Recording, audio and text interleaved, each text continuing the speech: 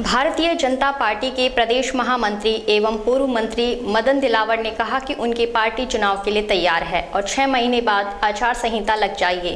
Party का मकसद जो भारतीय जनता पार्टी की योजना है, केंद्र सरकार की योजना है, उनको आम जन तक पहुंचाना है। उन्होंने यह बात शनिवार को अलवर भारतीय जनता पार्टी के कार्यालय में पत्रकार वार्ता के दौरान कही।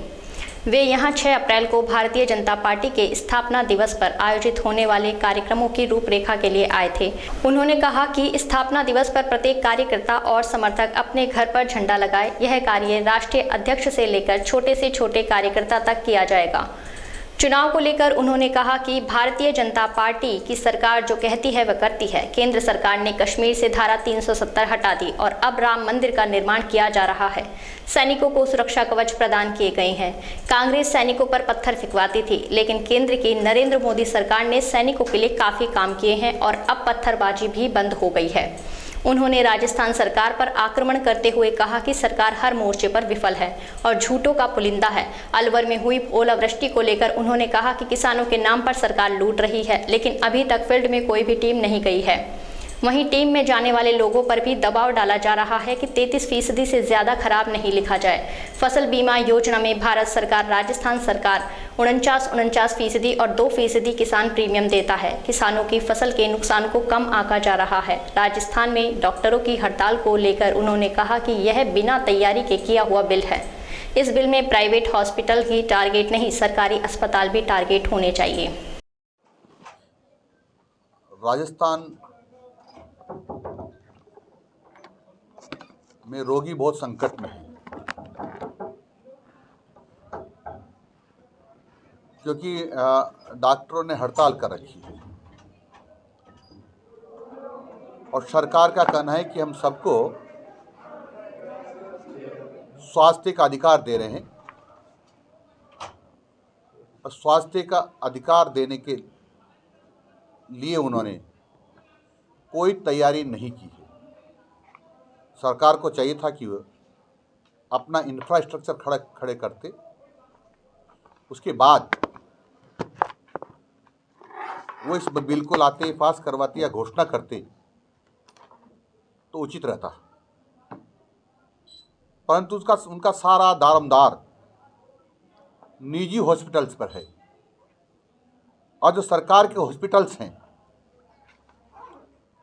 उनमें मैं सबसे पहले बात करूं, जो सबसे छोटी इकाई होती है चिकित्सा की, उप स्वास्थ्य केंद्र होती है। लगभग सभी उप स्वास्थ्य केंद्रों में सरकार के आदेश हैं कि प्रसव होना चाहिए, यानी डिलीवरी वहाँ होना चाहिए,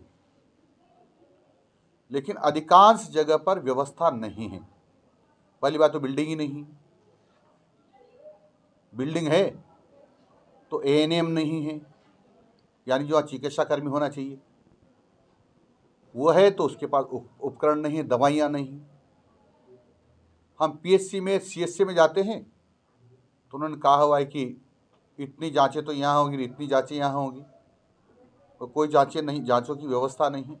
लाते ना कि प्राइवेट हॉस्पिटल में नकेल कसने का बिल ला रहे हैं। आप तो स्वास्थ्य का अधिकार का बिल लाए हैं, और स्वास्थ्य का अधिकार का बिल लाए हैं तो फिर संपूर्ण स्वास्थ्य की बात कर रहे हैं ना। जितने भी स्वास्थ्य की सेवाएं दे रही है, चाहे वो प्राइवेट दे रही हो चाहे सरकारी दे रही हो, तो सबकी बात करना चाहिए ना। या तो एक बिल लाते, हमको प्राइवेट संस्थाओं पर नकेल कसने का, प्राइवेट हॉस्पिटल पर नकेल कसने का बिल लाना है, लाते कौन मना करता था? बीजेपी इस बिल के पूरी तरह से साथ नहीं है, लेकिन हम चाहते हैं कि स्वास्थ्य के अधिकार मिले, लेकिन स्वास्थ्य का अधिकार मिलने के लिए उसका इंफ्रास्ट्रक्चर पूरा होना चाहिए। क्यों नहीं पीएचसी में बिल्डिंग होना चाहिए? क्यों नहीं मशीन होना चाहिए? क्यों नहीं एम्बुलेंस ठीक होना चाहिए? क्यों नहीं एक्सरे मशीन और सोनोग्राफी मशीन होना चाहिए? क्यों नहीं सीटी स्कैन मशीन होना चाहिए? क्यों नहीं एमआरआई मशीन होना चाहिए? क्यों नहीं स्पेशलिस्ट होना चाहिए? क्यों नहीं पैरामेडिकल स्टाफ होना चाहिए? ये सब होने के बावजूद तुम करोगे और कहोगे जी हम तुमको लाभ दे रहे हैं, ये झूठा है, झुंझुना है। डॉक्टर्स को फ्री हैंड छोड़ देना चाहिए। डॉक्टर्स को, किसी को भी इस देश में फ्री हैंड नहीं छोड़ना चाहिए। उनको कर्तव्य भी बताना चाहिए और उनसे सेवाएं भी लेना चाहिए, लेकिन जो तुम सेवाएं लेना चाहते हो और जो तुम उनसे अपेक्षा करती हो वो खुद पर भी उपयोग होना चाहिए। ऐसा नहीं कि हम दूसरे को तो ये देते रहें, सलाह देते रहें, दूसरे पे तो थोपते रहें और हम उसको स्वीकार नहीं करें। इन्होंने कहा जी हम आपको शिक्षा का अधिकार देता है। क्या हुआ शिक्षा का अधिकार का? जितने भी कॉलेज खोले हैं अधिकांश में प्रिंसिपल नहीं है, अधिकांश की बिल्डिंग नहीं बनी है, अधिकांश में लेक्चरर्स नहीं है, स्कूल खाली पड़े हुए हैं, अंग्रेजी स्कूल खोल दिए हैं, उसे अंग्रेजी पढ़ाने वाले नहीं है। ये शिक्षा का अधिकार होता है? ये मजाक बना दे शिक्षा को और बोला शिक्षा का अधिकार दे रहे हैं हम लोग।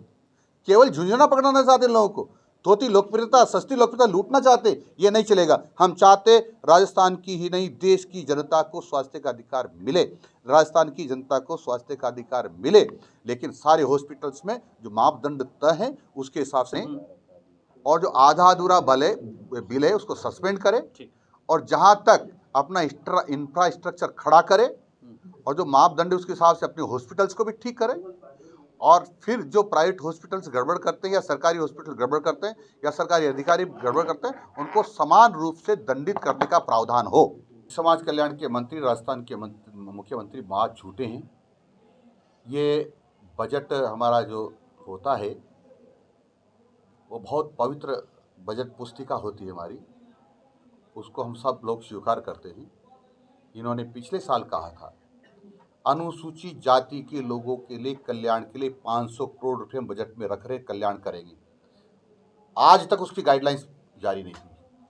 वो 500 करोड़ रुपए कहाँ गए? इन्होंने ये भी कहा था कि जो दिव्यांग लोग हैं उन दिव्यांगों को पेंशन के अलावा 1000 रुपये हम देंगे। आज तक नहीं दिए गए हैं, और एक और आदेश जारी किया है देने का कि जो 100% विकलांग होगा उसको देंगे। यानी 100% विकलांग तो मैं ये कह सकता हूं कि मुर्दा ही होता है, जिंदा तो 100% विकलांग होता ही नहीं। इन्होंने ये भी कहा था घुमक्कर लोगों को हम सबको पुनर्वासित करेंगे, इसलिए इनका सर्वे करके सबको निःशुल्क पट्टा देंगे और इनको पुनर्वासित करेंगे। आज तक एक का भी सर्वे नहीं किया गया।